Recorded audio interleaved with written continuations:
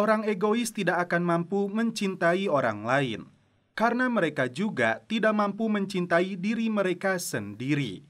Kembali lagi bersama saya Stephen. Seperti biasa jangan lupa siapkan apa? Ya tentunya kopi dan Utbray untuk menemani kalian dalam menonton alur cerita film ini. Selamat menyaksikan dan celepot!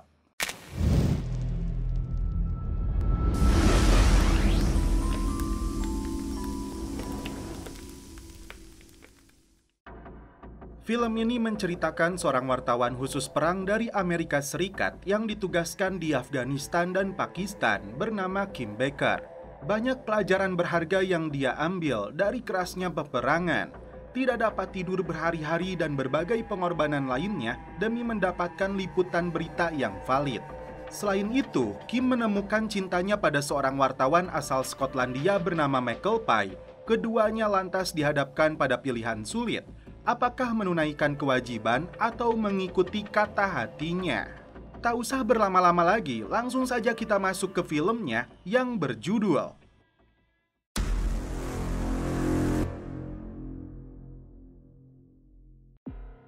Kabul, Afghanistan tahun 2006. Terjadi sebuah ledakan besar yang menghebohkan Kabul saat itu. Sebuah sumber dalam ISAF atau International Security Assistance Force pimpinan NATO menyebut Badan Intelijen Pakistan atau ISI terlibat dalam ledakan tersebut. Para wartawan dari berbagai belahan dunia yang ada di Afghanistan berkerumun di lokasi ledakan. Film kemudian mundur 3 tahun sebelumnya. Dan inilah tokoh utama dalam film ini yang bernama Kim Baker, seorang produser yang bekerja di perusahaan media yang berada di Amerika. Hari itu, atasannya menawarkan kepada Kim untuk bertugas di Afghanistan tampil di depan kamera, khusus bagi mereka yang masih lajang atau bujang. Tapi Kim tidak langsung menerima penawaran tersebut. Kim sempat menyaksikan seorang reporter asing bernama Tania yang sudah bertugas di Afghanistan. Singkat cerita, Kim menghubungi kekasihnya Chris bahwa dia akan bertugas di Afghanistan selama 3 bulan. Sebelum terbang, Kim sempat bertemu dengan Chris di bandara. Saat dalam penerbangan, sempat terjadi guncangan karena pesawat yang Kim tumpangi menghindari serangan. Kebetulan, Kim bersebelahan dengan reporter Skotlandia lain bernama Ian. Setelah mendarat, Kim dijemput pria Afghanistan bernama Fahim sebagai penerjemah lokal di sana dan pengawalnya dari kontraktor swasta bernama Nick. Dia mengaku polisi memintanya uang hanya karena dia parkir di sini. Karena Kim dibekali uang oleh kantornya, dia mengeluarkan uang tersebut. Tapi angin berhembus kencang, alhasil uang itu menjadi rebutan. Tanda penduduk Afghanistan dilanda kemiskinan karena negara ini tidak pernah lepas dari perang. Ternyata Fahim seorang dokter yang fasih berbahasa Inggris. Keesokan harinya, rencananya Nick akan mengantar Kim ke pangkalan militer yang ditempatkan di daerah konflik. Kim tiba di gedung funhouse yang ditempati banyak warga asing termasuk yang nanti akan menjadi kameramennya bernama Tol Brian. Anyway, welcome to the funhouse. Di kamar yang sangat sederhana inilah Kim harus membiasakan diri. Di malam harinya, Kim tidak bisa tidur karena suara peluru yang berterbangan. Saat mencari kamar mandi, Kim tidak sengaja bertemu dengan Tania, satu-satunya reporter wanita di lokasi ini. Tania tidak sungkan meminta izin Kim untuk mepet ke Nick si pengawalnya. Dia mengaku sudah bosan dengan pria jambros di negara ini. Kim lantas berkomunikasi dengan Ian untuk memberitahunya bahwa dia sudah tiba di Afghanistan. Tapi sayangnya sinyalnya kurang bagus. Scene berpindah ke pangkalan udara Amerika yang berada di Bagram, Provinsi Parwan. Sebelum terbang ke wilayah konflik, Kolonel Holland mengingatkan Kim agar selalu dekat dengan anak buahnya demi keselamatan Kim sendiri. I've seen people with actual experience. Copy that. Good. Kim, Fahim, dan Brian terbang menggunakan helikopter tempur. Hari itu bertepatan dengan tanggal 1 April 2003. Di pos terdepan atau FBO yang dijaga militer Amerika inilah Kim mulai bekerja. Dia lebih dulu mewawancarai seorang penembak meriam bernama Sersan Clinton dan rekan-rekannya. Kim bertanya apakah warga Afghanistan setuju dengan kehadiran Amerika di tanah mereka. Tapi tidak satupun dari anggota marinir ini yang memberi jawaban puas. Kebanyakan dari mereka bicara ngawur. Di malam harinya, Kim menyaksikan tentara Amerika yang sedang menembakkan rudal jarak jauh. Lagi-lagi, dia harus membiasakan diri tidak bisa tidur dengan nyenyak. Di pagi hari, sebelum melanjutkan perjalanan, Kim mendapat omelan dari seorang marinir karena tasnya berwarna oranye. Karena terlalu mencolok dan membahayakan, Kim disuruh menutupinya dengan lakban hitam. Pasukan Amerika sedang berada di sebuah desa di pinggiran Afghanistan yang menjadi sasaran Taliban. Salah satu orang tua bertanya kepada marinir yang berkulit hitam, apakah dia orang Rusia. Fahim mencoba menjelaskannya karena Rusia pernah menduduki Afghanistan 20 tahun yang lalu. Mereka mengatakan Taliban datang ke desa mereka di malam hari. Masalah muncul karena Kim tidak menemukan WC umum di desa tersebut. Alhasil, botol aqua menjadi pilihan. Konvoi pasukan Amerika kembali melanjutkan perjalanan. Di tengah perjalanan, tiba-tiba Taliban melancarkan serangan.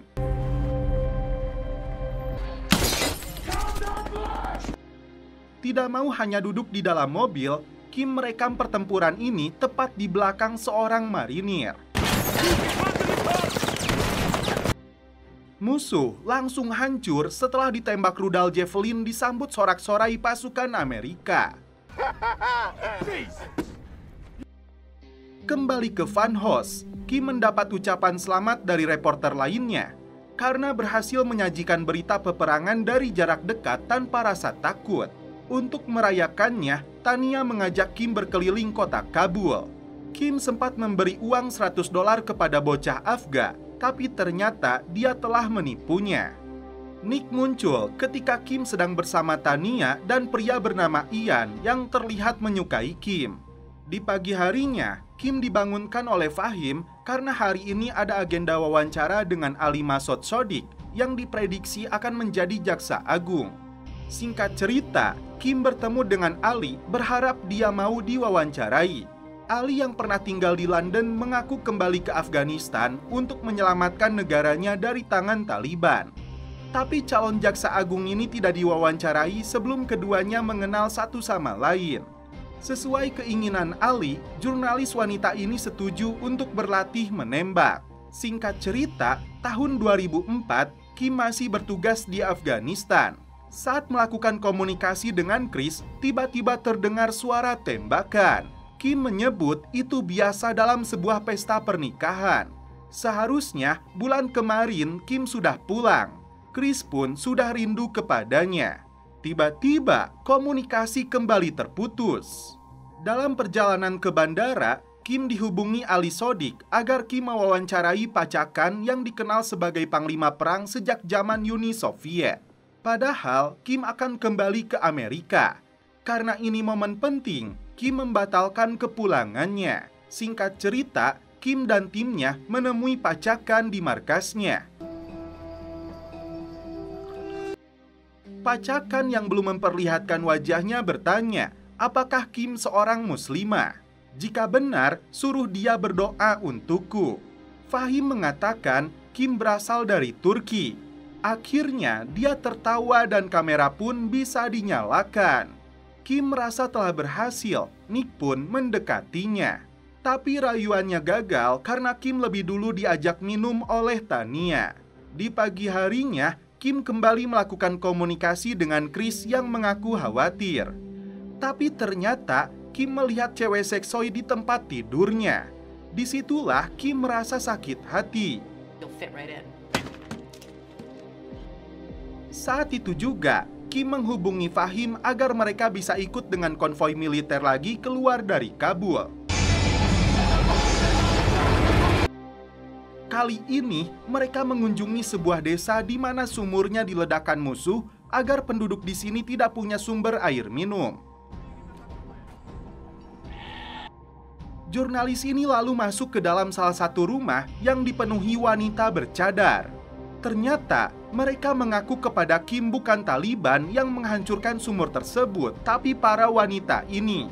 Kim mengatakan ini kepada Jenderal Holland karena sumur yang dibuat oleh militer Amerika itu justru tidak bermanfaat. Menurut mereka, pergi ke sungai adalah cara mereka bisa bersosialisasi dengan penduduk lainnya, seperti ngegosip yang biasa dilakukan kaum emak-emak.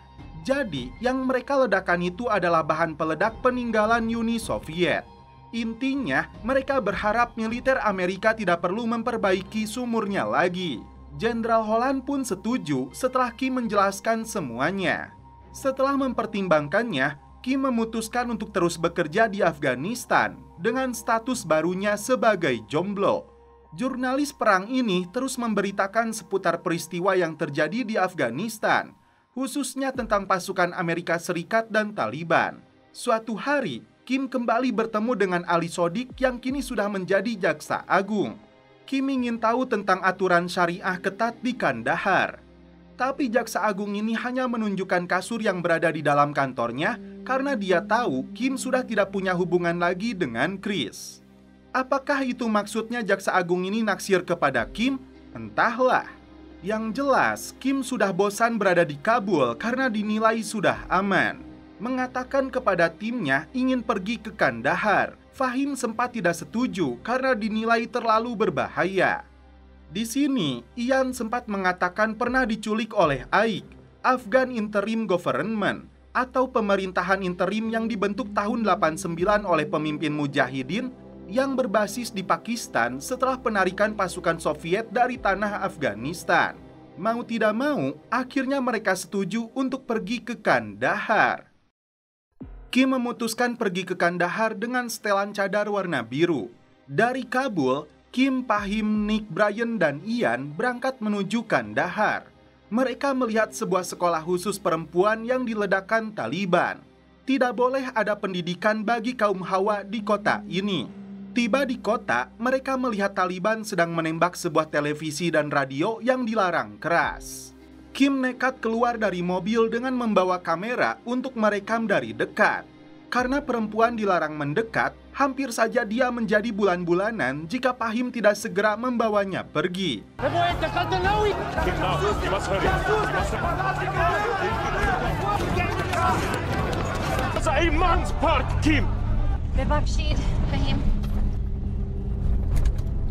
Malam itu, Kim menghubungi jenderal terkait dengan sekolah perempuan yang diledakkan. Kim ingin tahu latar belakangnya, khususnya situasi keamanan di Kandahar. Karena kejadian kemarin, Fahim memutuskan untuk berhenti bekerja. Dia tidak mau dipenjara hingga kehilangan nyawa. Sejak saat itu, Kim tidak fokus lagi bekerja. Waktunya di Afghanistan lebih banyak dihabiskan untuk pesta. Sampai tahun 2005, Kim masih bertahan di Afghanistan. Malam itu, Ian mengajak Kim ke penginapannya karena dia salah rumah setelah pulang dari klub malam. Nick datang untuk menyusulnya. Terjadi pertengkaran dengan Ian hingga dia menjatuhkannya. You fucking sucker punch me. Stay down if I were you, you'll become. Dan setelah itu mereka pun celepot. Keesokan harinya, Kim melakukan komunikasi dengan atasannya. Karena tidak ada lagi berita yang dia sajikan dengan kualitas baik seperti biasanya, Kim terancam akan kembali ke Amerika dalam posisi pekerjaan di meja yang lama. Karena itulah, Kim harus kembali bekerja keras agar tugasnya di negara bergejolak ini bisa terus dia lanjutkan. Kim bertanya kepada pria Afgan bernama Nabil, apakah dia masih berhubungan dengan agen intelijen Pakistan atau ISI yang mengatakan dia tahu yang membunuh Abdul Haq. Tapi orang itu ternyata sudah mati 2 tahun lalu. Karena Kim membutuhkan berita penting, Ian membeberkan informasi tentang wilayah Badakhshan karena Cina memenangkan kontrak tambang emasnya di sana. Mereka juga membangun jalan, perumahan, hingga bandara. Dan pastinya investasi besar Cina itu akan dilindungi oleh tentara Amerika. Di lokasi yang berbeda, Tania ditemani Jawed dan timnya melakukan pertemuan dengan tentara Taliban. Tiba-tiba ini yang terjadi.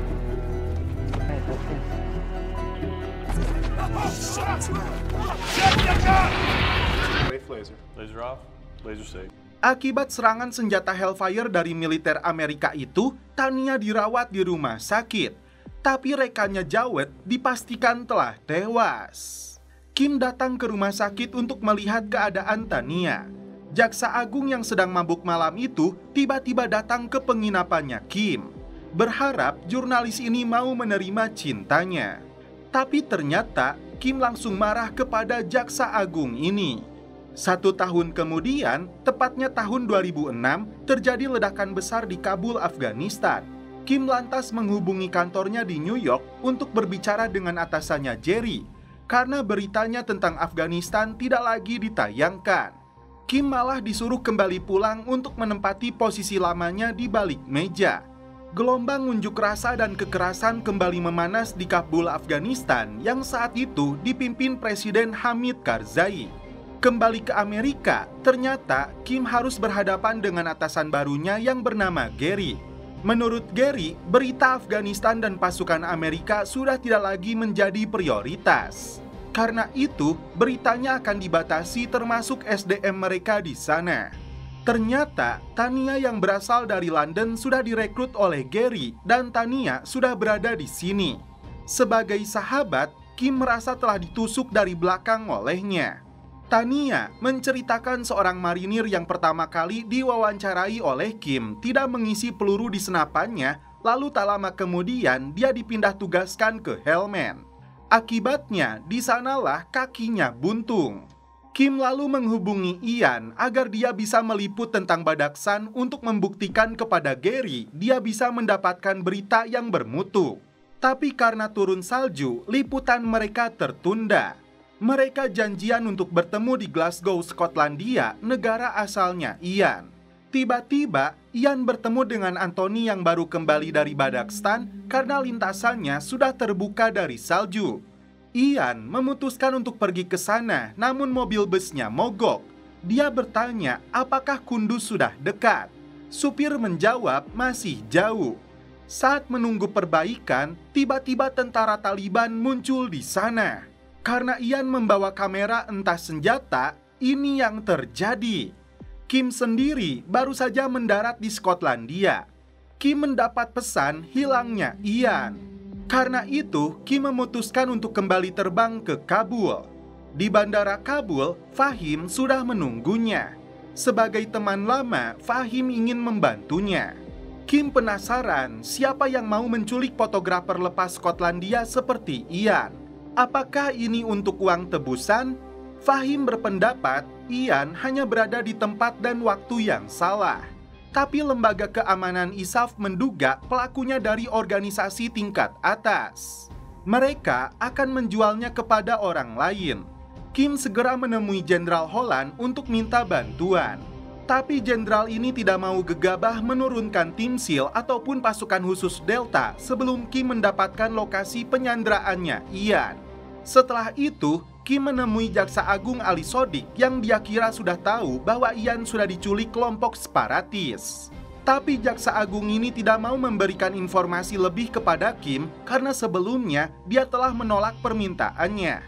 Dikira Kim akan melepas bajunya, namun ternyata dia menunjukkan video saat Jaksa Agung ini menari dengan konyol di tengah jalan, tepat di depan Kim sambil minum alkohol. Jika ini tersebar, dipastikan reputasinya akan hancur. Akhirnya, tim pasukan khusus diterbangkan setelah Kim mendapatkan lokasi penyanderaan Ian. Brian sengaja diikutsertakan untuk meliput operasinya. Meski tidak ditampilkan secara utuh, tim pasukan khusus melancarkan operasi penyelamatan.